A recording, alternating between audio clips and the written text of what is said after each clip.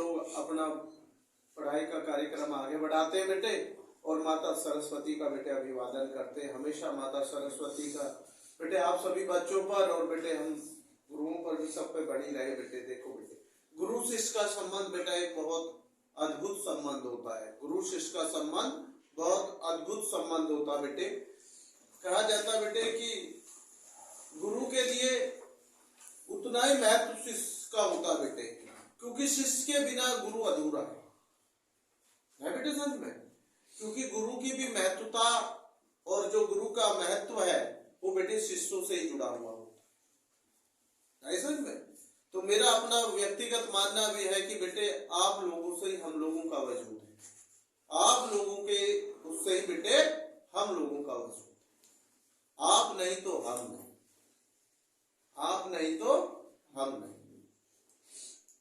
है बेटा समझ में। तो ये सब बेटे हम लोगों को अपने मन और श्रद्धा से बेटे गुरुओं को भी और बेटे बच्चों को भी अब मेहनत करके पढ़ना और पढ़ाना होगा।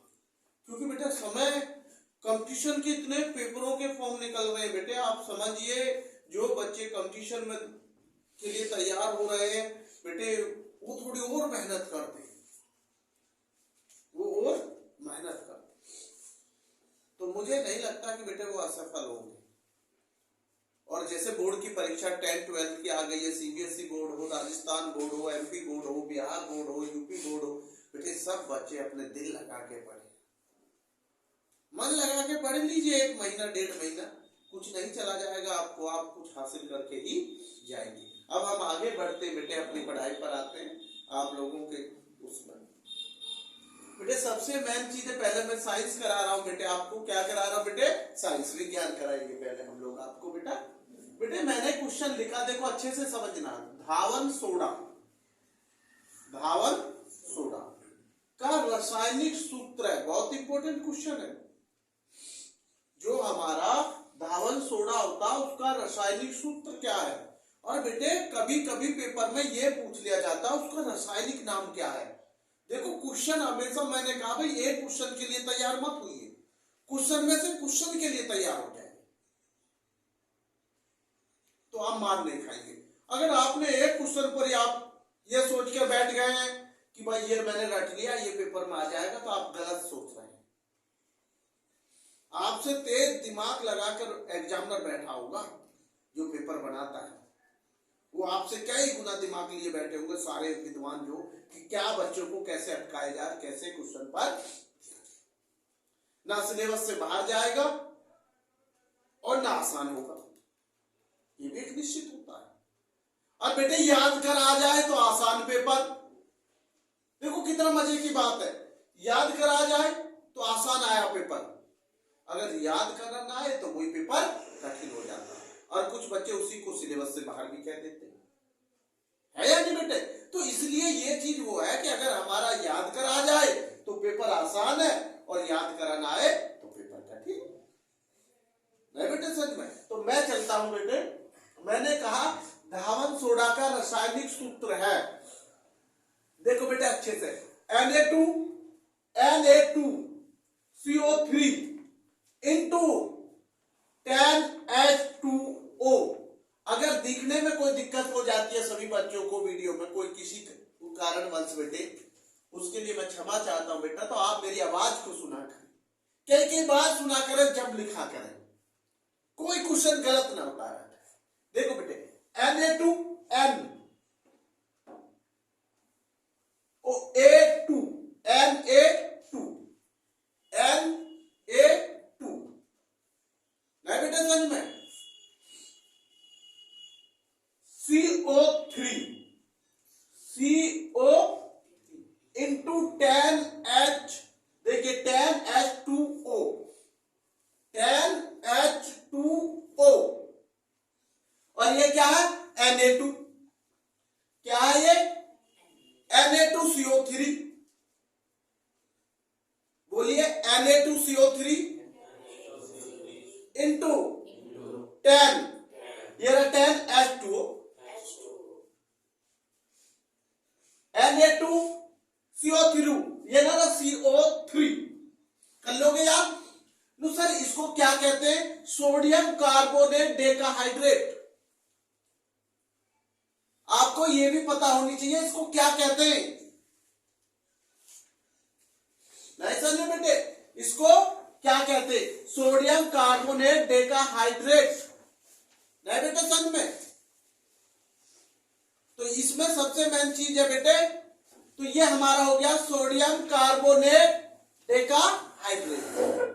ये आपको समझ गए। अगर आपसे पूछ लिया जाए धावन सोडा को, ये जो हमने लिखा है Na2CO3 into 10H2O को हिंदी में क्या कहते हैं पूरा उसमें जो है, तो आप लिखेंगे सोडियम कार्बोनेट डेकाहाइड्रेट। ठीक है। अब चलता है बेटे इसका रासायनिक नाम। देखिए इसका रासायनिक नाम अच्छे से देखिए, रासायनिक नाम। कभी पेपर में इसका रासायनिक, मैंने तीनों क्वेश्चन इसके लिख दिए हैं, कभी इसका रासायनिक नाम पूछ लिया जाए तो बेटा ये इसका रासायनिक नाम है सोडियम कार्बोनेट। ये रहा सोडियम कार्बोनेट। क्लियर है बेटे? मैंने इसका उपयोग भी लिख दिया कि कभी इसका एक उपयोग पूछ लिया जाए पेपर में कि भाई धावन सोडा का एक उपयोग बताइए, तो धावन सोडा का एक उपयोग है कपड़ों की धुलाई, कपड़ों को धोना, कपड़ों की सफाई करना, और पानी को ये नरम भी करता है। जो कठोर जल होता है उसको, पानी को मैंने बताया, दूसरा आप लिख सकते हैं पानी को नरम करना, मुलायम वो करना, बिल्कुल कठोर जल को। नहीं बेटा समझ में? तो ये धावन सोडा का उपयोग समझ गए। क्वेश्चन में आ जाए एक उपयोग बताइए, लिख दीजिए कपड़ों की धुलाई, पानी को नरम करना। रासायनिक नाम सोडियम कार्बोनेट। वो आपसे पूछ रहा है कि भैया इसका जो धावन सोडा का रासायनिक नाम क्या है, तो आप लिख दीजिए सोडियम कार्बोनेट। और ये मैंने लिख दिया Na2CO3 into 10H2O, 10H2O लिख दिया मैंने। और इसका आपको बताइए मैंने ये लिख दिया सोडियम कार्बोनेट डेकाहाइड्रेट। ये इसका नाम पूरा। नहीं बेटा समझ में? आपको पता होना चाहिए भाई इसको क्या कहते हैं। जो मैंने समीकरण लिखी है, जो मैंने आपको इक्वेशन लिखी है, जो उसका सूत्र लिखा है, उसका मतलब क्या है, नहीं समझ में? आपको पता होना चाहिए। अब समझ गए इसको? क्लियर? क्वेश्चन उपयोग आ जाओ, चाहे उसका रासायनिक नाम आ जाओ, चाहे उसका सूत्र आ जाए, तो लिख दोगे। एक क्वेश्चन से 3-4 क्वेश्चन मैंने बना दिए। क्लियर है? आगे चलते हैं बेटा। दूसरा क्वेश्चन समझिए, साधारण ताप पर, बड़े आराम से बोलूंगा, जल्दबाजी नहीं करूंगा साइंस में। साधारण ताप पर द्रव धातु है। सब जानते हैं द्रव्य धातु। द्रव्य का मतलब होता है लिक्विड। देखो धातु क्या होती है? ठोस। समझिए, धातु ठोस, द्रव्य। जैसे कहते हैं ना कुछ चीजें कि भाई 3 प्रकार, जैसे ठोस, द्रव्य, गैस। अब उनमें यह बतानी होती धातु कौन सी है, गैस कौन सी है। नहीं बेटा समझ में? अब गैस में धातु मत लिख देना। नहीं बेटा समझ में? और आपको पता धातु अधातु, एक मिश्र धातु का नाम भी आ जाता है। अच्छे समझ लो। गुरुजी मिश्र धातु, बिल्कुल आज मिश्र धातु भी बताऊंगा आपको। और मिश्र धातु के ऐसी डेफिनेशन आप यही बोल, मेरे साथ साथ ही बोलेंगे, सीखेंगे आज। क्योंकि साइंस को मैं तुम पर नहीं छोड़ूंगा। आधे बच्चे याद करते, आधे नहीं करते। अब मैं याद कराऊंगा इसको। जैसे हिंदी मैंने याद करा दी आप लोगों को, मैथ के फॉर्मूले, सब चीजें, तो मैं सोच रहा हूँ साइंस भी आपको मजबूत करा दूं, जो बच्चे थोड़े बोर्ड के है ना बेटे। आगे चलता हूं बेटे। साधारण ताप पर द्रव्य धातु है, मैंने ये लिख दिया Hg। क्या लिख दिया मैंने? Hg।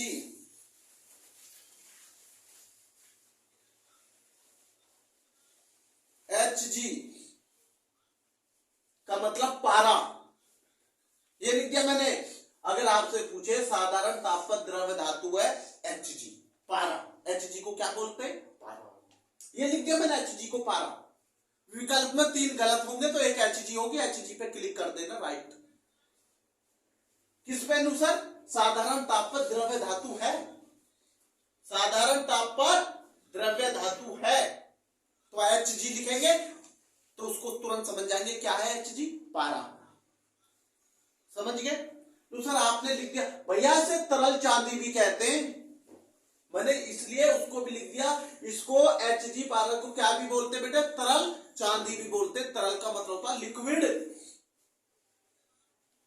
तरल का मतलब क्या होता है? लिक्विड। राइट बेटा समझ में? तो मैंने लिख दिया कि जो साधारण ताप होता है, जो नॉर्मल टेम्परेचर होता है, राइट बेटा समझ में, उसका हमारा द्रव्य धातु है Hg पारा। और इसमें मैंने लिख दिया इसे तरल चांदी भी कहते हैं। क्या कहते हैं इसे? तरल चांदी भी कहते हैं। राइट बेटा समझ में? इसे क्या कहते हैं? तरल चांदी भी कहते हैं। क्लियर है? 2 क्वेश्चन क्लियर हो गए। आगे चलते हैं बेटा तीसरे क्वेश्चन पर। कॉपर। कॉपर का नाम आगे समझ गए होंगे, तांबा। समझ गए होंगे कॉपर तांबा बिल्कुल का आवश्यक है। आधा सैक है, ये आधा सैक आवश्यक है। मैंने लिख दिए 2 नाम। ये तो कॉमन आता है, कॉपर पाइराइट। कॉपर पाइराइट ये ज्यादातर आप जानते हैं, कॉपर पाइराइट। मैंने एक और लिख दिया है मैलाकाइट। ये हमारे कॉपर के ही आवश्यक होते हैं। कॉपर पाइराइट, मैलाकाइट, ये लिख दिया मैंने मैलाकाइट। कौन से होते हैं तांबे के जो कॉपर के आवश्यक? कॉपर पाइराइट ये कॉमन है भाई, ये ज्यादातर दिया रहता है। ये आम बात है, ये कह सकता हूं, ये आम बात है। आवश्यक इसकी क्या है? ये आम बात है। और ये मैंने लिख दिया मैलाकाइट। मैलाकाइट की भी वही बात है। अगर ऑप्शन में मैलाकाइट आ जाए और ये कॉपर पाइराइट ना हो तो किस पे टिक करेंगे? मैलाकाइट पर। अगर पैरा ये दे रखा होगा पाइराइट तो मैलाकाइट नहीं होगा, क्योंकि ऑप्शन में तो एक ही लिखना होगा भाई। नहीं समझ में? आपको मैंने कहा हमेशा तैयार रहिएगा। उसने मानो मैलाकाइट हटा दिया, ये लिख दिया कॉपर पाइराइट, तो आप किस पे टिक करेंगे? कॉपर पाइराइट पर। कॉपर पाइराइट नहीं दिया ऑप्शन में, मैलाकाइट दे दिया, 3 नाम और दे दिए जो उसके आवश्यक है ही नहीं, तो आप किस पर टिक करेंगे? मैलाकाइट पर। क्लियर है? तीनों क्वेश्चन। अभी मैं जब आपको रिपीट करूंगा तो आपको सभी बच्चे स्टिकली बोलेंगे आवाज में अच्छी से। मिश्र धातु किसे कहते? देखो क्वेश्चन आगे अच्छे से समझ लेना। मिश्र धातु बार बार बोर्ड में मैंने देखा है कि मिश्र धातु को बार बार पूछ लेते हैं। आज मैं आपको बताता हूं ये मिश्र धातु क्या है। बहुत सारे बच्चों को पता है। मिश्र का मतलब होता है मिक्स किसी चीज को, 2 या 2 से अधिक।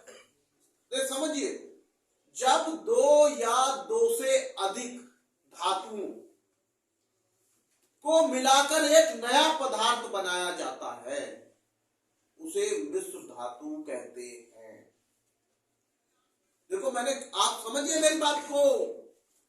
मैंने कहा जब 2 या 2 से अधिक धातु को मिलाकर एक नया पदार्थ बनाया जाता है, उसे मिश्र धातु कहते हैं। जैसे मैंने ये लिख दिया, मिश्र धातु किसे कहते हैं? जब 2 या 2 से अधिक धातुओं को मिलाकर कोई नया पदार्थ बनाया जाता है, उसे मिश्र धातु कहते हैं। ये लिख दिया मैंने।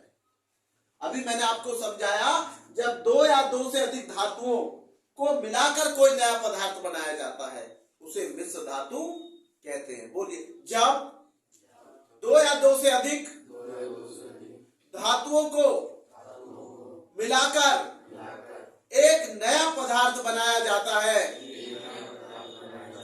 उसे मिश्र धातु कहते हैं। क्लियर है? आगे चलते हैं। अगला 5वां क्वेश्चन है, कैल्शियम क्लोराइड का दूसरा नाम क्या है? कैल्शियम क्लोराइड का दूसरा नाम क्या है? क्वेश्चन पूछ लिया जाता तो जवाब थोड़ी दिक्कत का विषय बनता, और जाके इसके आंसर में कोई दिक्कत नहीं है, लवण होता है। नया ही बेटे, मैंने लिख दिया कैल्शियम क्लोराइड एक रसायन है। क्या है ये? एक रसायन होता है जिसे लवण भी कहा जाता है। क्या कहा जाता है? जिसे लवण भी कहा जाता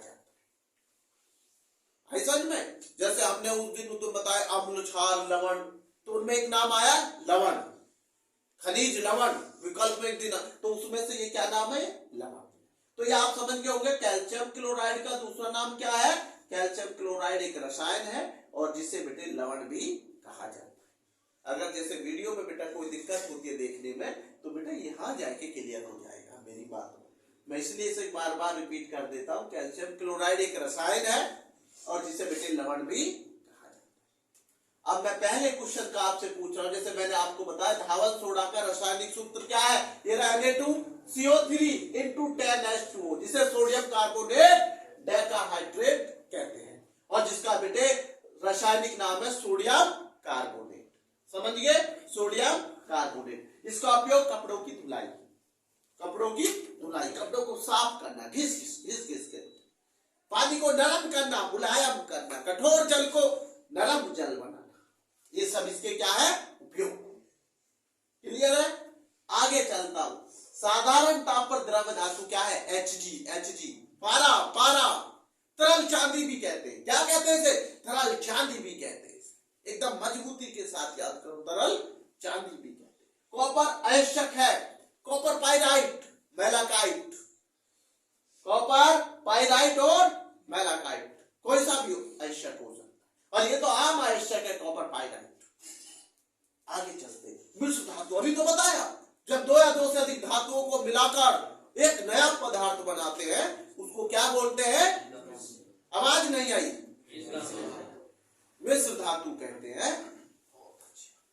कैल्शियम क्लोराइड का दूसरा नाम क्या है, कैल्शियम क्लोराइड का दूसरा नाम क्या है, यह एक रसायन है और इसको लवण भी कहा जाता है। क्या कहा जाता है, लवण भी कहा जाता है। बेटे साइंस के 5 क्वेश्चन हो गए। अब हम चलते बेटे एसएसटी की तरफ और जीके की तरफ। आप थोड़ा सा आज बेटा एक चीज नई आपको हम समझाएंगे और उससे बेटे हमेशा क्वेश्चन जुड़े रहते हैं। ये बेटे मैं मिटा रहा हूं आपको,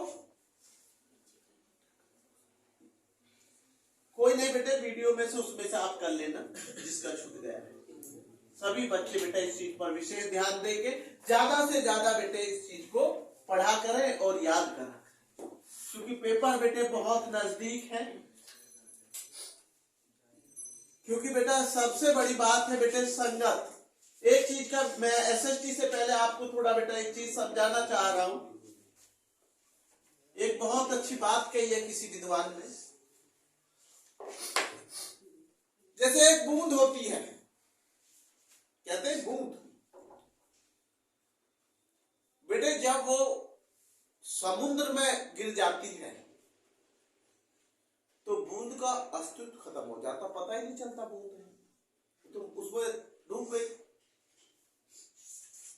जब गंगा में हो जाती तो गंगा के साथ बह जाती है नदी बहाव के साथ।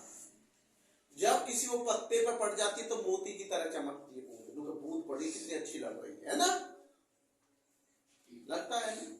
लेकिन जब उसे गर्म तवे पर डाल देते तो तन देर में भस्म हो जाती है, खत्म हो जाती है।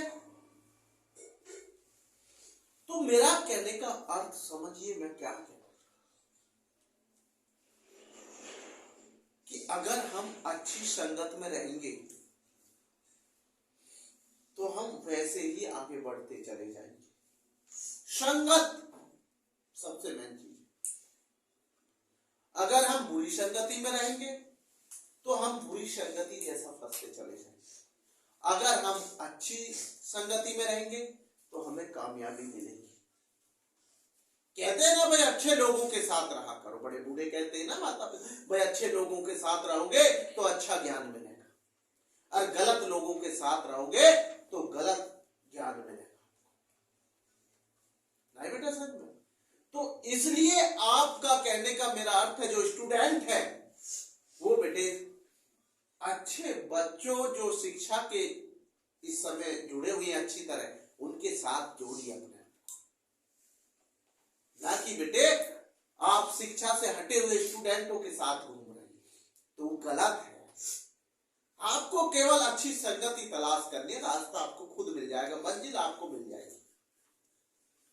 और बेटे मंजिल तो दो ही होगी, या तो अच्छी मंजिल पर पहुंच जाते हैं या बुरी मंजिल पर।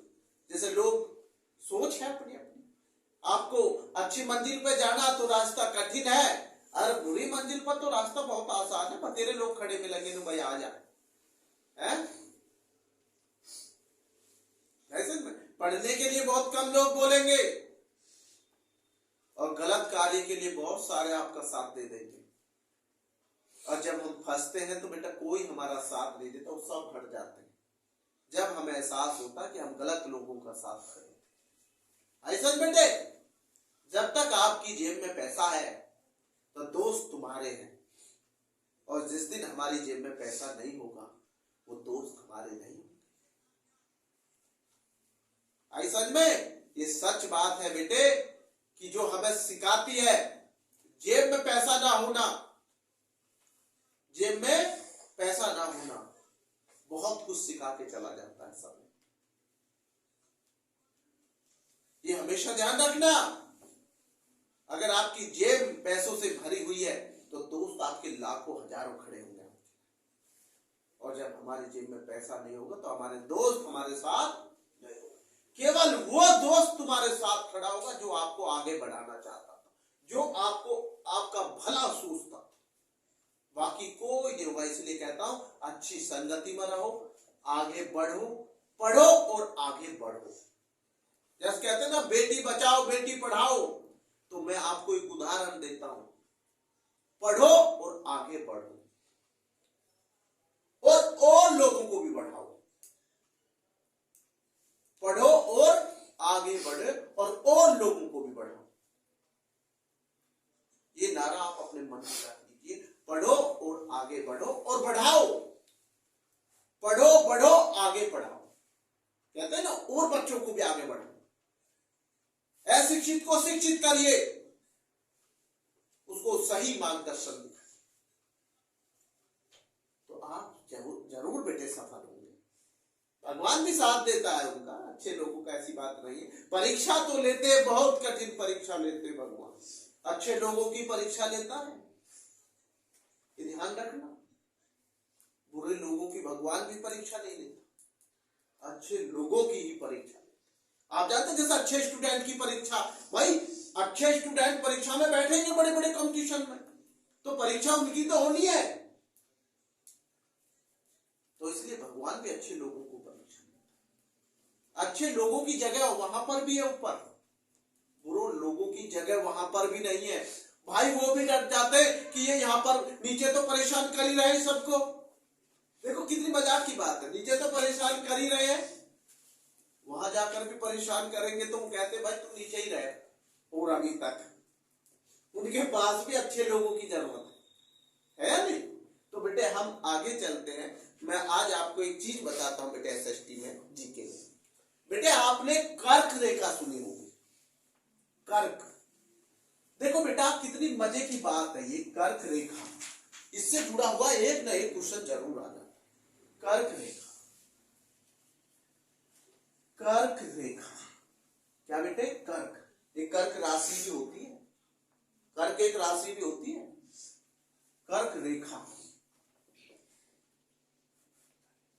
देखो समझो, पहला क्वेश्चन क्या है मेरा, कर्क रेखा कितने राज्यों से होकर गुजरती? समझिए, कर्क रेखा कितने राज्यों से होकर गुजरती है? कितने राज्य, राज्य कितने हमारे भारत में? 28। कितने राज्यों से होकर गुजरती है कर्क रेखा? कितने राज्यों से होकर गुजरती है? देखो इस पर कितने क्वेश्चन आज बनाएंगे, होकर गुजरती है, आप समझ लो।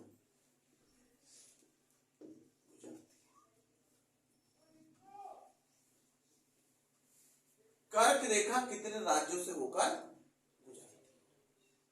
भैया इसका आंसर है 8। 8 राज्यों से होकर गुजरती है कर्क रेखा। और इस पर मैं एक क्वेश्चन मुझे याद ना रहे तो मैं सबको पता, हमारे देश में केंद्र शासित प्रदेश कितने? 8। तो 8 से ही कर्क रेखा होकर गुजरती है। आप एक मन में रख लो, वह जितने हमारे देश में केंद्र शासित प्रदेश है 8 है, ये तो याद है सब बच्चों को। ये मान लो कर्क रेखा भी हमारे कितने से गुजरती है? राज्यों से, स्टेट से? 8। 2 क्वेश्चन को 8 टारगेट कर रहा, केंद्र शासित प्रदेश 8। कर्क रेखा कितने राज्य से होकर गुजर रही है? 8। और हमारे देश में कितने राज्य है? 28। तो वहां में भी पीछे 8 आ रहा, 8 का बड़ा आंकड़ा है, राज्य 28। केंद्र शासित प्रदेश 8, कर्क रेखा 8 राज्यों से होकर गुजरती है। तो गुरुजी आप ये बताइए कितने किलोमीटर में फैली हुई है कर्क रेखा? 3214 में, 3214 किलोमीटर लंबी है ये लिख दी मैंने, किलोमीटर लंबी है। कभी आप ये सोच रहे हो 2-4 किलोमीटर का मामला, 3214 किलोमीटर में लंबी रेखा है कर्क रेखा। कर्क रेखा कितनी लंबी रेखा मानी जाती है? 3214, 3214। क्वेश्चन में क्वेश्चन बनाऊंगा भाई साहब इसमें से, ये कितने क्वेश्चन पेपर में आते हैं इससे रिलेटेड। कर्क रेखा, कर्क रेखा भूलना नहीं हुआ। कर्क रेखा कितने राज्यों में गई? 8 राज्यों में गई। कितने किलोमीटर फैली है? 3214। देखो कितनी बड़ी बात है। पहले डिसेंडिंग से असेंडिंग की ओर को चली नीचे को, फिर ऊपर लाल अक्षर का देखो 321 डिसेंडिंग। पहले 3 आया, 3 से नीचे क्या था? 2, 2 से नीचे और एकदम उठ गया 3 से ऊपर 4। भूलोगे नहीं। 3214, 321।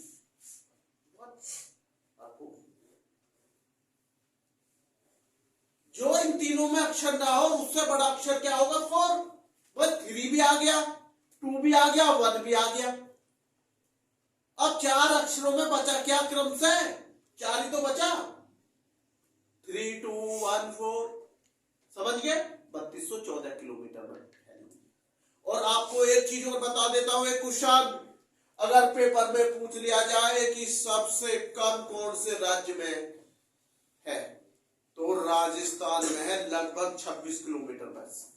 इस 3214 किलोमीटर में ओनली राजस्थान में कुछ शहरों में होकर गुजरती है जो 26 किलोमीटर का माना जाता है लगभग। देखो समझो क्वेश्चन को, अपने आप लिखना, यहां नहीं लिखूंगा।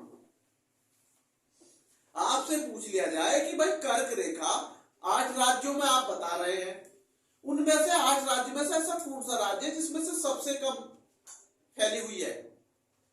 तो राजस्थान है भाई साहब। केवल 26 किलोमीटर है लगभग जो ये कर्क रेखा फैली हुई है, उसमें कुछ शहरों में, राजस्थान के में नहीं बेटा समझ में। और सबको पता राजस्थान में 41 जिले हैं, 41 जिले, तो उनमें कुछ शहरों में ये 26 किलोमीटर होकर गुजरती है कर्क रेखा। गुरुजी सबसे ज्यादा किसमें होकर गुजरती है? ये भी तो पूछ सकता। मध्य प्रदेश में या तो कम पूछेगा या मध्य पर ज्यादा पूछेगा। ये तो पूछेगा नहीं भी बीच की कौन सी है, ये भी उसमें क्या, ऐसा तो है ही नहीं। या तो आपसे पूछेगा सबसे कम, तो कौन सा होगा? राजस्थान। अनु सबसे अधिक कर्क रेखा कौन से उसमें फैली हुई है? मध्य प्रदेश। और मैंने कल एक क्वेश्चन बताया था, सबसे कम जो मृत्यु दर सबसे ज्यादा होती है, शिशु मृत्यु दर, वो भी मध्य प्रदेश में होती है। अगर शिशु मृत्यु दर सबसे अधिक है हमारे भारत के अंदर, तो किसमें है? मध्य प्रदेश में, एमपी में। और कर्क रेखा भी सबसे ज्यादा मध्य प्रदेश से होकर गुजरती है। तो गुरुजी इनके 8 राज्य का नाम तो बता दो भाई। राज्य के नाम तो पता होना चाहिए, कौन कौन से राज्य से होकर गुजरती है कर्क रेखा। ये 8 राज्य तो तुम्हें पता चल गए, अच्छे से समझना भाई। अब राज्य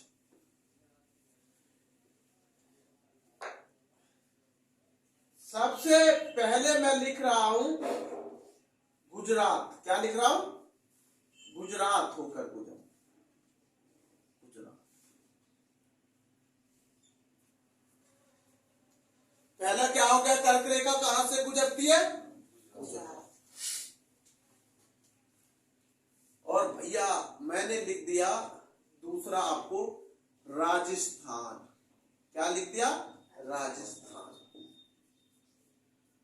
और तीसरा लिख दिया मध्य प्रदेश, क्योंकि इंदौर का तो नाम आ ही चुका था आपके उसमें, मध्य प्रदेश। आपसे भी पूछूंगा मैंने गुजरात लिख दिया, राजस्थान लिख दिया, मध्य प्रदेश लिख दिया। नहीं बेटे समझ में? इसका मतलब है गुजरात, राजस्थान, मध्य प्रदेश, 3 तो हो गया 8 में से।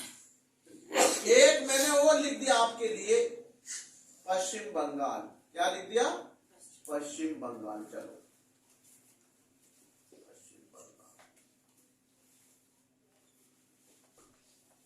पश्चिम। गुरु जी और भी क्या लिखोगे आप? हम लिखेंगे आपको भैया छत्तीसगढ़। छत्तीसगढ़, छत्तीसगढ़ भी बेटे से होकर गुजरती है छत्तीसगढ़, और फिर झारखंड भी जाएगी। कहां जाएगी? झारखंड। तो मैंने लिख दिया छठा, छत्तीसगढ़ का हो गया, छठे में लिख दिया झारखंड। क्या लिख दिया? झारखंड। ये लिख दिया झारखंड। तो छह तो मैंने लिख दिए। पहला गुजरात, राजस्थान, मध्य प्रदेश, पश्चिम बंगाल, छत्तीसगढ़, झारखंड। दो तुम भी बता दो, ये सारे मैं ही बताऊंगा? जो गुरु जी तुम ही बता दो, हमें नहीं पता। भैया त्रिपुरा, त्रिपुरा, और आठवां मिजोरम। इन राज्यों से होकर गुजरती है ये। 8 राज्य हो गए। किसी को कुछ पूछना है क्वेश्चन, किसी को भी डाउट हो तुरंत खड़े होकर पूछा करो, गुरुजी इसमें डाउट है, आपको आंसर मिलेगा। मैंने 8 राज्य लिख दी। देखो मैं सोच रहा था जैसे राम, भगवान राम का नाम, रा से राजस्थान, मैं से मध्य प्रदेश। देखो ट्रिक बहुत बनाने की बात होती है, आप खुद भी बना सकते हैं। ये नहीं है मेरा मानना, खुद को ऐसे बनाओ जो आपको याद हो जाए, आपको आसान। जैसे भगवान राम का नाम दिया मैंने राम, तो मुझे पता 2 से राज्य मेरे आगे, रा से राजस्थान, वैसे मध्य प्रदेश। एक बोला मैंने राम मित्र है, राम मित्र, मी से मिजोरम, कैसे त्रिपुरा, बढ़ाने तो पड़ेगा राम मित्र। समझ में? तो गुरुजी बचे क्या? पश्चिम बंगाल, छत्तीसगढ़, झारखंड, है ना? तो इनका आप देखेंगे आप क्या बना सकते हैं, है बेटा सच में, कि आपको कैसे याद करना है। ये आपको छोड़ दिए, इनकी तीनों की ट्रिक आप बताएंगे। झारखंड कल मुझे, छत्तीसगढ़ और पश्चिम मैंने बता, अरे गुजरात बचा हुआ है ना? तो आप इन पर ऐसा एक अक्षर लाएंगे सभी बच्चे, और वो कमेंट में लिखेंगे कि इस अक्षर से हमारे चारों राज्यों के नाम बन जाते हैं। जैसे मैंने आपको 4 बता दिए, राम मित्र, राम मित्र, रा से राजस्थान, मैं से मध्य प्रदेश, मैं मिजोरम, कैसे, और 4 मैंने तुम्हारे पे छोड़ दिया, तुम जानो। मैंने तो याद रखा राम मित्र। अब तुम देखोगे कि ये कहां से लाओगे, जब तो आप बैठोगे, अरे जब तो आप करने लगोगे कि क्वेश्चन दिया गया है, हम इसे कैसे तैयार करें। मैंने तुम्हारे पे छोड़ा। ये 4 राज्यों के नाम आपको ट्रिक में निकालना है। 4 अक्षर लाने ऐसे जो मजे से याद हो जाए। जैसे मैंने कहा राम मित्र, और ये मैंने बता दिया कि 8 राज्यों से होकर गुजरती है कर्क रेखा, 3214 किलोमीटर में फैली हुई है, किलोमीटर। और मैंने ये भी बताया इस क्वेश्चन से 26 किलोमीटर लगभग सबसे कम राजस्थान में है, और सबसे ज्यादा मध्य प्रदेश में। आई समझ में? और आपको एक चीज, और जब मध्य प्रदेश का नाम आ जाता है, क्वेश्चन और बन सकता है आपके दिमाग में। सब जानते हैं कुंभ मेला, जानते हैं ना कुंभ मेला? आपको पता अभी जब कुंभ मेला लगा था 2025 में लगा था, तो कहां लगा था? प्रयागराज में। वो 144 साल में बता रहे थे कि भाई, है ना? तो कितने साल में हुआ था वो महाकुंभ मेला? महाकुंभ, कुंभ मेला नहीं था वो, महाकुंभ मेला नाम दिया गया। 144 को। तो सर इसका मध्य प्रदेश से क्या संबंध? मध्य प्रदेश का मुझे ऐसा शहर बताइए जहां कुंभ मेला लगता हो। उज्जैन। ये ध्यान रखना, उज्जैन में भी कुंभ मेला लगता है। नहीं समझ में? यही क्वेश्चन आपको एक एक क्वेश्चन दिमाग में भेजे में तो उतना ही आपको पढ़ाई में मजा आता चले जाएगा। कुंभ मेला उज्जैन में, अभी तो यूपी में कहाँ लगा था? प्रयागराज में। आपको पता है यूपी में कहाँ लगता? प्रयागराज में। एमपी में उज्जैन में लगता है। और सब जानते हरिद्वार, हरि के द्वार, हरिद्वार कोई नहीं भूल सकता। उत्तराखंड में है हरिद्वार। कहाँ है? उत्तराखंड में हरिद्वार।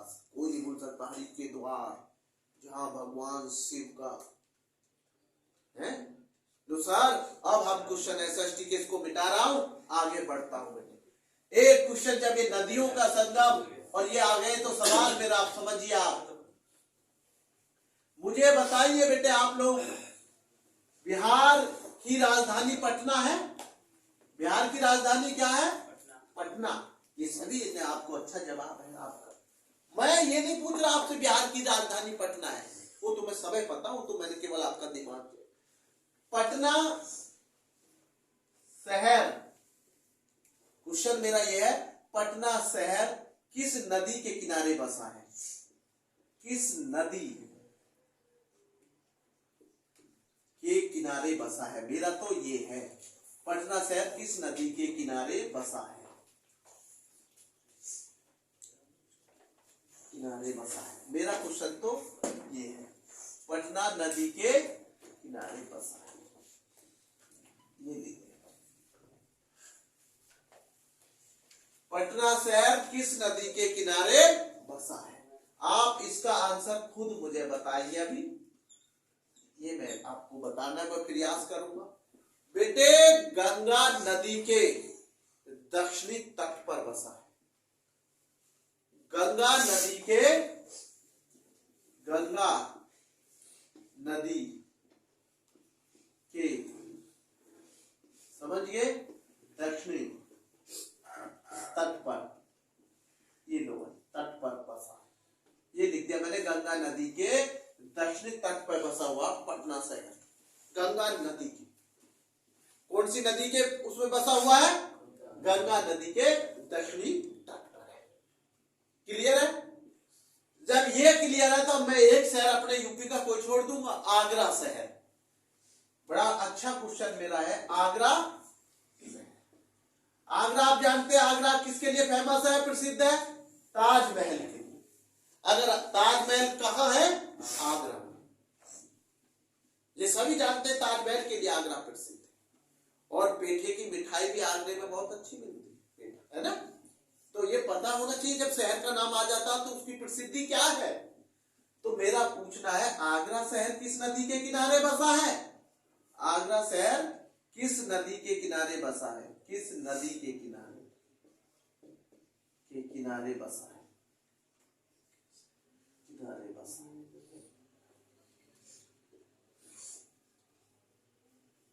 कोई बच्चा बताएगा मुझे आगरा शहर किस नदी के किनारे बसा है? यमुना। यमुना नदी के किनारे बसा हुआ है भाई, यमुना नदी। ये लिख दिया आंसर हमने, यमुना नदी। और जब यमुना का नाम आएगा तो एक चीज और जोड़ दूंगा आज, यमुना नदी। भैया यमुना नदी के किनारे बसा हुआ आगरा शहर। नहीं बेटे समझ में? और दूसरा क्वेश्चन, आगरा शहर किसके लिए प्रसिद्ध है? ताजमहल के लिए, आप सब जानते हैं। नहीं बेटे समझ में? और अगर मिठाई के उसमें पूछा जाता तो बेटे पेठा की मिठाई जो आगरे में सबसे ज्यादा फेमस, ये भी आप जानते हैं। प्रसिद्ध चीज पूछी जाएगी, क्या पूछी जाएगी? प्रसिद्ध। तो आपको पता होना चाहिए।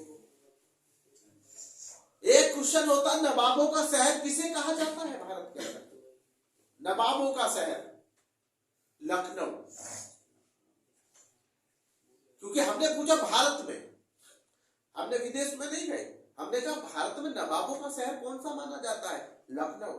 नवाबों का शहर है भाई लखनऊ। और भैया पिंक सिटी कौन सी है? गुलाबी शहर जयपुर। कौन सा शहर है गुलाबी? जयपुर। और नवाबों का शहर लखनऊ।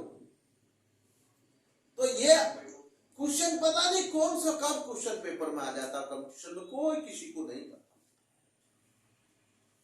तो मैंने आपसे कहा आगरा शहर किस नदी के किनारे बसा है? यमुना। अगला क्वेश्चन, इसे आप बताएंगे। बेटे हमारे देश की राजधानी दिल्ली है, ये सबको पता है, बिल्कुल। फिर ये दिल्ली किस नदी के किनारे बसी है? ये भी तो किसी ना किसी नदी के किनारे बसी होगी ये दिल्ली। हाँ, क्योंकि आपको सबको पता दिल्ली हमारी राजधानी है, पर दिल्ली किस नदी के किनारे बसी है ये तो देख लो। मैं लिख देता हूं आपको दिल्ली, राजधानी आप सबको पता है, दिल्ली लिख देता हूं, दिल्ली किस नदी के किनारे, किस नदी के किनारे बसी है? किस नदी की। और ये आपको सबको पता, जब बाढ़ आती है तो उसका नाम बताया जाता कि दिल्ली खतरे की घंटी बज रही है, पानी। दिल्ली किस नदी के किनारे बसी है? जब कहा जाता भाई वो नदी उफान पर है, बसी है। जानते हैं आप यमुना नदी है दिल्ली में भी। अगर आगरा यमुना को है तो दिल्ली भी कम नहीं, यमुना नदी के किनारे बसी है। क्या लिख दूं आंसर? यमुना नदी। ये लिख दी भाई, यमुना नदी। ये भी भाई यमुना नदी के किनारे बसी है। जब यमुना नदी का जल स्तर ऊपर उठता है, खतरे से ऊपर चल, कहते हैं ना खतरे का निशान पार कर गया, तो जब दिल्ली के बहुत सारे बस्तियां जो उसके आसपास के क्षेत्र है उसको अलग करा जाता है जब बाढ़ आती है। तो ये कौन सी नदी है दिल्ली में? यमुना नदी ला सकती है। और जब ये नाम आ गया तो हरिद्वार को कैसे छोड़ सकता हूं? हरिद्वार को नहीं छोड़ूंगा। हरिद्वार किस नदी के किनारे बसा है? जानते हैं हरिद्वार कितना हमारे देश, बल्कि हमारा प्रदेश यूपी में के लोग, दूसरे प्रदेश के लोग हरिद्वार में सावन में जाकर कावड़, करोड़ों भक्त, हमारे शिव भक्त कावड़ लाते हैं हरिद्वार से, हरि के द्वार से। हर की पौड़ी बहुत प्रसिद्ध मानी जाती है हरिद्वार के। हर की पौड़ी भगवान शिव का। कितने श्रद्धालु दिन प्रतिदिन डुबकी लगाते हैं हरिद्वार के अंदर। तो दूसरा ऐसे कौन सी नदी है हरिद्वार से? गंगा नदी। गंगा नदी।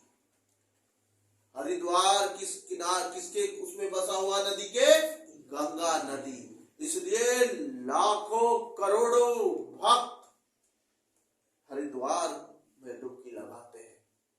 श्रावण में बहुत बड़ा मेला लगता है कांवड़ियाओं का, डायबिटीज में।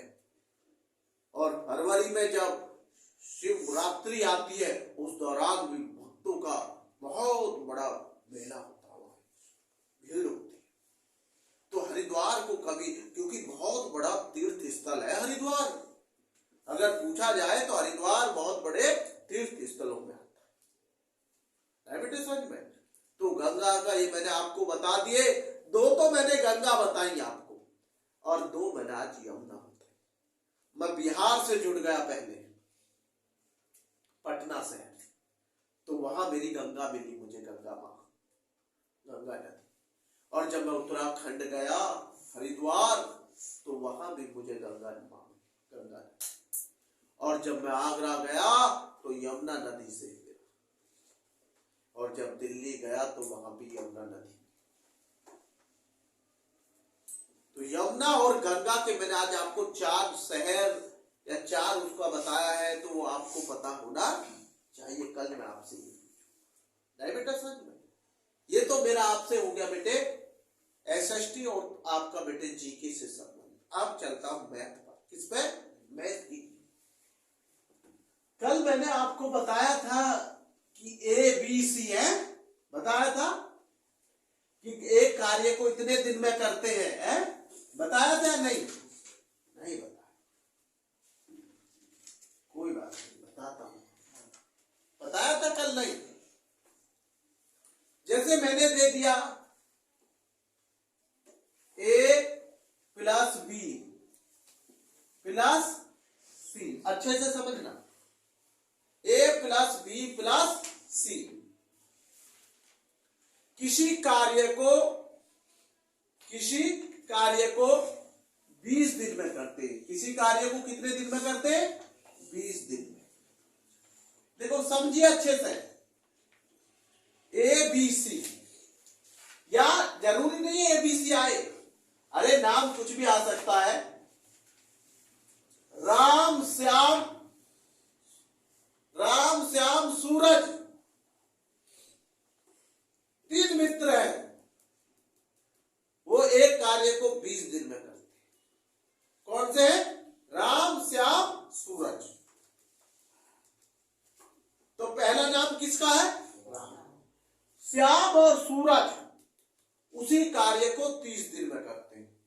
तो बचा, तो राम कितने दिन में कार्य को करेगा? उसे अकेला। मेरे क्वेश्चन को समझिए, मैंने लिख दिया राम श्याम सूरज तीनों मिलकर उस कार्य को कितने दिन में करते हैं? कार्य को 20 दिन में। और श्याम और सूरज उसे 30 दिन में करते। तो राम अकेला कितने दिन में उस कार्य को करेगा? ऐसा तरीका बताऊंगा, आप भूलेंगे नहीं कभी।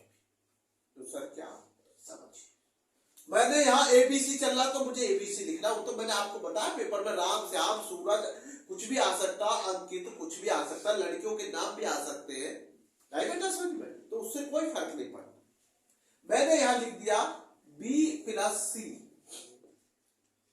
इसका मतलब श्याम और सूरज दोनों मिलकर करते 30 दिन में उसी कार्य, जिसे तीनों मिलकर कर रहे थे राम श्याम सूरज 20 दिन में। श्याम और सूरज कितने दिन में कर रहे हैं? 30 दिन में। इसका मतलब 20 सी कितने दिन में कर रहे हैं उस कार्य को? 30 दिन में। तो ए अकेला कितने दिन में करेगा? ए अकेला, ए का मतलब कौन बचा है नाम के अकॉर्डिंग? राम। ए अकेला कितने दिन में कार्य करेगा? कितने दिन में करेगा? देखो कितना आसान है, बुझवानी, कलम चलाने की जरूरत नहीं पड़ेगी, बिल्कुल भी नहीं। पेपर में कलम नहीं चलाओगे, वही आंसर दे दोगे। तो सर कलम तो चलानी पड़ेगी, हाँ तो चला लेना। मैंने कब मना करा कि कलम, मैं तो क्वेश्चन को हल करने के लिए कलम मना कर रहा हूँ, टिक लगा देना, मैं मना कर रहा हूँ। खूब गोला बनना। अकेला कितने दिन में करेगा?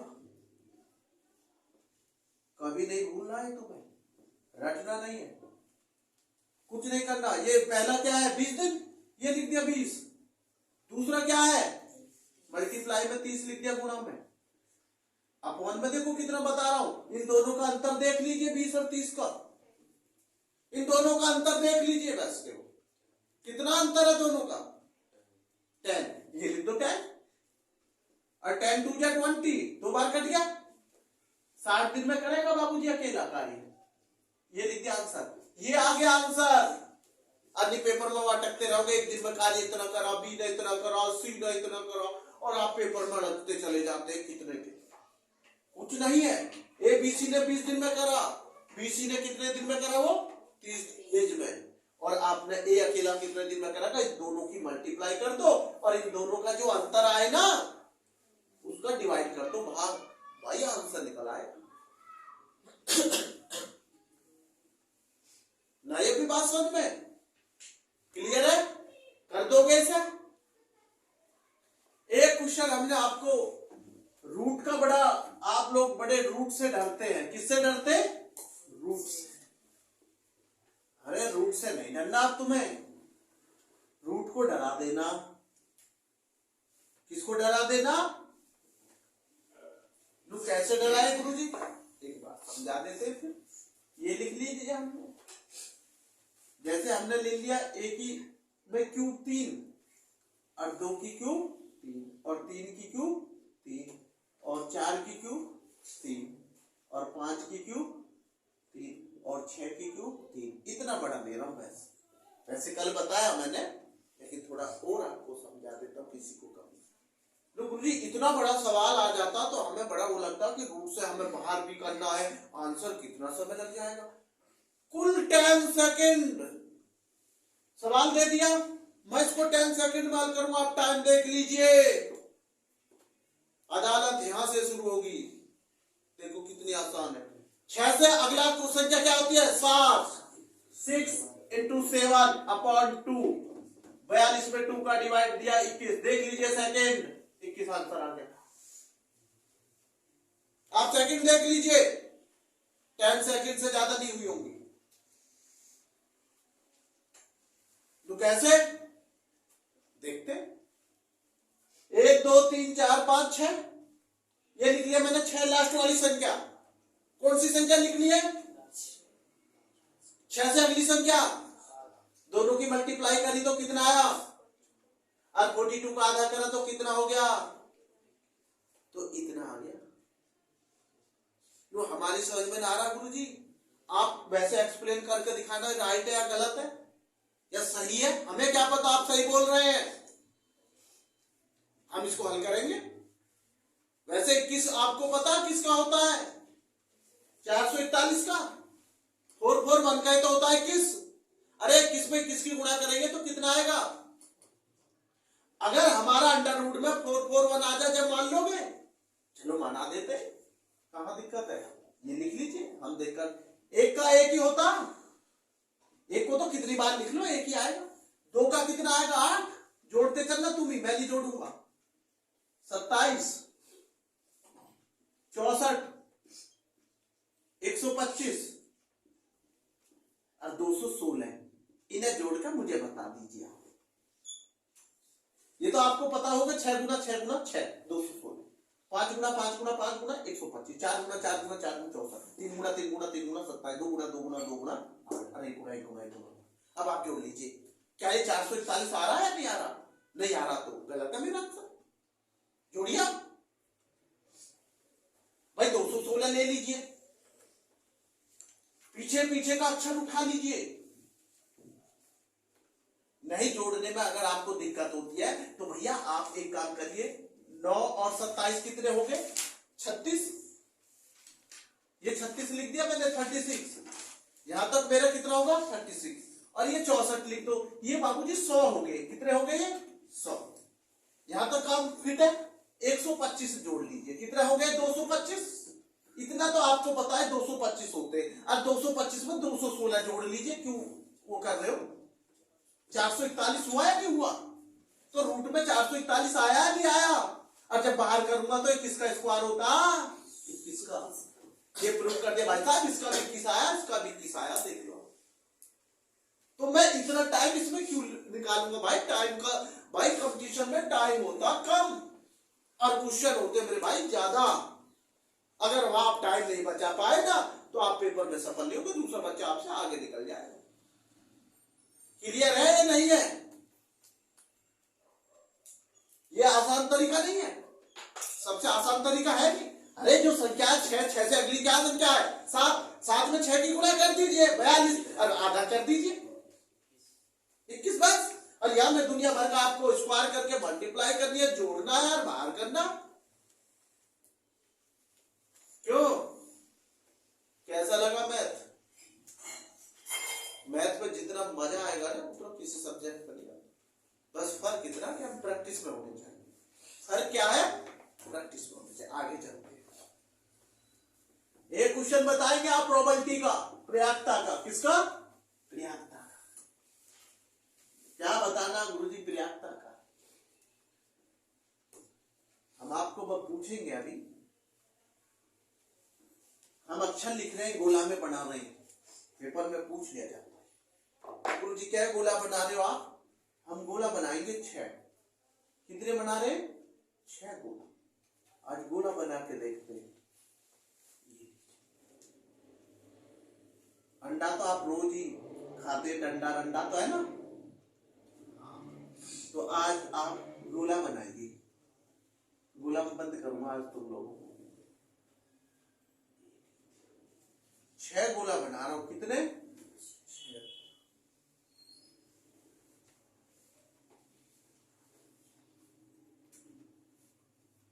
ठीक, मैंने अक्षर लिख दिया ए, ठीक है, R S T S P, ये मैंने अक्षर दे दिए बाबूजी आपको क्वेश्चन में आगे, क्या आगे और उसने पॉइंट पूछ लिया भाई साहब, वो कह रहा है एस आने की पर्याप्तता ज्ञात कीजिए, एस आने की पर्याप्तता ज्ञात,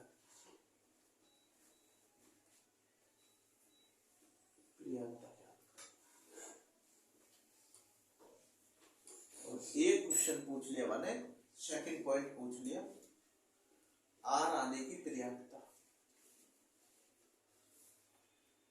आने की पर्याप्तता,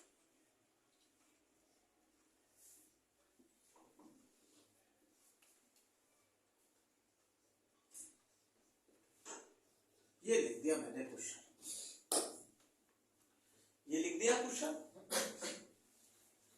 भैया हमें निकालना एस की पर्याप्तता, किसकी निकालना? पहले तो आप ये देखिए अक्षर कितने टोटल, मैंने हमेशा कहा पहले टोटल करना सीखिए, 1 2 3 4 5 6,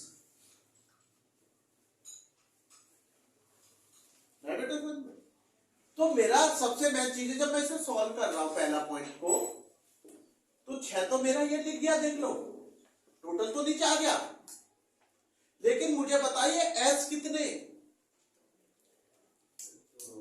2, एक एस ये रहा और एक एस, तो यहां मैं कितना लिख दूंगा? 2, तो ये मेरा कितना होगा? 1/3।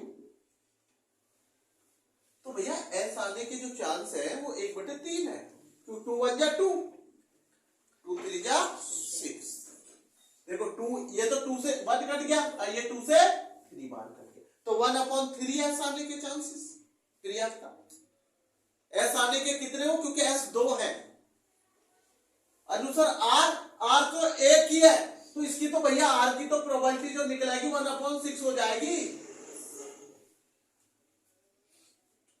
पूछिए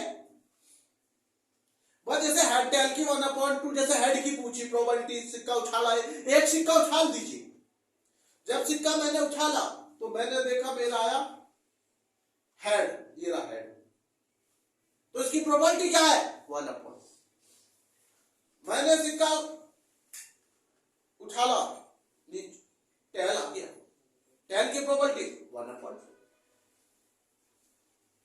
उछाल दिए। मैंने एक दिन पूछा था आपसे, लूडो सभी खेलते हैं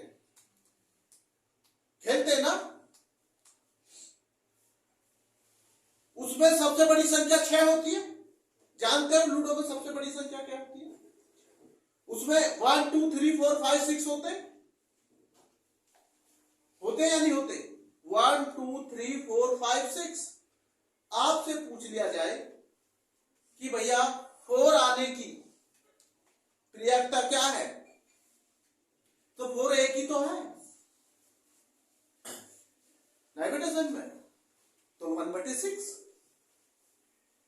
अगर आपसे पूछ लिया जाए सम संख्याओं की क्या है कि इसमें सम को जानते, मैंने क्या बताया था? इवन, तो आपको पता 2 4 6, 3/6, 1/2, ये 1/2 का बड़ा प्रोबेबिलिटी में बड़ा महत्व है।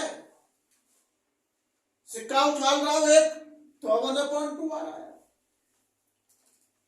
सर लूडो को क्या बोलते हैं? दिन पासा, मामा सुकनी पासा फेंकता था, मैं जिता देता था, सब कुछ लूट लेता था सबका। वही तो मैंने कहा जिसका सारथी मामा सुकनी उसका पतन निश्चित है, और जिसका सारथी भगवान श्री कृष्ण हो वो कभी उससे गलत कार्य करने नहीं देंगे। तो सारथी यार अच्छा ढूंढ लो अपना, मामा सुकनी जैसा सारथी मत ढूंढो भाई, सारथी अच्छा दोस्त बना लो एक।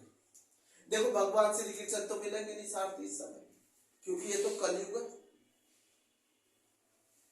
और कलयुग तो घर घर में सुकनी बैठे।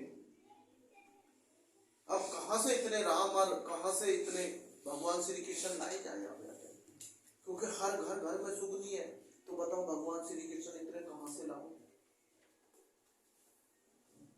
सब चाल पे चाल चल रहे हैं, एक दूसरे को नीचा दिखा रहे हैं, तो भगवान श्री कृष्ण को आना ही होगा। समझ गए नहीं समझे? तो मैंने कहा आपसे ये समझ गए पूरी प्रोबेबिलिटी का खेल। एक खेल और खेलते हैं आपके साथ, ताश के पत्ते। किसके पत्ते?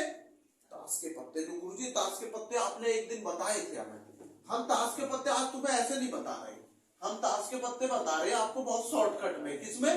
बहुत शॉर्टकट में, एक बहुत शॉर्टकट में ताश के पत्ते। और एक पेपर में जरूर आता है ताश से जुड़ा हुआ क्वेश्चन। वैसे टोटल ताश के पत्ते कितने होते हैं? Total card 52। कितने होते हैं? 52। हाँ, ये तो क्वेश्चन आपने बहुत अच्छी आवाज आई भाई आपकी। 52। ये लिख दिया टोटल कार्ड। कितने लिख दिए? Total card 52। 52 है ना? ये लिख दिया मैंने 52 लिख दिया। टोटल कार्ड कितने कुल पत्ते ताश के? 52। वाह, मुस्कुराहट आपकी अच्छी याद दिला रही है कि आपको अच्छे से आता है। चेहरे की मुस्कुराहट बता देती है बच्चे की क्यों कितना पढ़ाई में मजा दे रहा है। और ये है हमारे, देखो ये भाई, मुझे ये बता दीजिए 26 और 26 मैंने 2 टुकड़ों में बांट दिया, तो ये कौन से होते हैं, ये कौन से? कोई से बता दीजिए। 26 रेड होते हैं ना, और तो 26 ब्लैक भी होते हैं। ब्लैक बोर्ड भी काला होता है? तो 26 ताश के पत्ते हो गए, ये हमारे क्या हो गए? ब्लैक। कौन से हो गए? ब्लैक। ब्लैक माने काला, और ये हो गए रेड। तो गुरुजी आप क्या पूछना चाह रहे हैं? मैं पूछ रहा हूं रेड की प्रोबेबिलिटी क्या है? टोटल कार्ड्स में रेड की प्रोबेबिलिटी क्या है? 1/2 ही बैठेगी। मैं आपको ये बताना चाहता हूं 1/2 का कितना महत्व है प्रोबेबिलिटी में। सिक्का उछालता हूं एक, तो 1/2 आ जाता है। अगर लूडो खेलता हूं और स्वयं पूछता हूं कि भाई इसमें इवन संख्या कितनी आती, जब कट के 1/2 आ जाता। विषम संख्या पूछता हूं तो 1/2 में आ जाता लूडो में। और जब ये रेड ताश के पत्ता खेलने लगे, यार ये रेड भी 1/2 बैठा प्रोबेबिलिटी। और ये जब काले पत्ता है जिस बालक पे, वो भी आप 1/2 आया। अगर आपसे ब्लैक पूछ लिया जाए तो वो भी 1/2 में जाएगा प्रोबेबिलिटी, और ये पूछ लिया जाए तो ये भी 1/2। तो गुरुजी अगर फेस कार्ड पूछ लिए जाए, तस्वीर के पत्ते, हाँ तस्वीर के पत्ते आपको पता होना चाहिए कि इन 52 कार्ड में तस्वीर के पत्ता कितने हैं। तस्वीर जो फेस कार्ड होते हैं, अरे भाई 4 तो राजा हो गए और 4 रानी भी होंगी। जब 4 राजा है भाई, के प्लस क्वीन, और फिर और क्या बच के 4 जोकर, तो टोटल कितने हो गए? 12। फेस कार्ड कितने होते हैं? 52 में 12 होते हैं फेस कार्ड, जिसे तस्वीर के पत्ते बोलते हैं। कितने? 12। याद रखने, भेजे में क्या याद रखना दिमाग में? 12। क्या होते हैं 12 52 में? तस्वीर के पत्ते। किसके पत्ते? तस्वीर के पत्ते। तो जब 12 होंगे तो 12/52 हो जाएगा। अब इसे काट लो। कैसे कट जाए? 2 से काटो, पहले 6 बार कट गया, 2 से काटा, ये 26 बार कट गया, अभी 6/26 आ रहा। फिर 2 से काट लो, 2 तिया 6, और ये कट गया 13, 3/13 आ गया भाई। अब नहीं कटेगा। तो ये फेस कार्ड की तो 3/13 की है। 3 को 13, बड़ा अजीब हुआ। 3 13 कहते ना, 3 की तिलाई 13 यार। 3 में भी 3 आ रहा और 13 में भी 3 आ रहा पीछे, तो 3 13 तो भूलो नहीं है ना। तो ये आ गया 3/, कुछ पूछना है बेटे बताइए? ये राइट है। तो इसमें सबसे मेन पॉइंट है हमारा 3/13।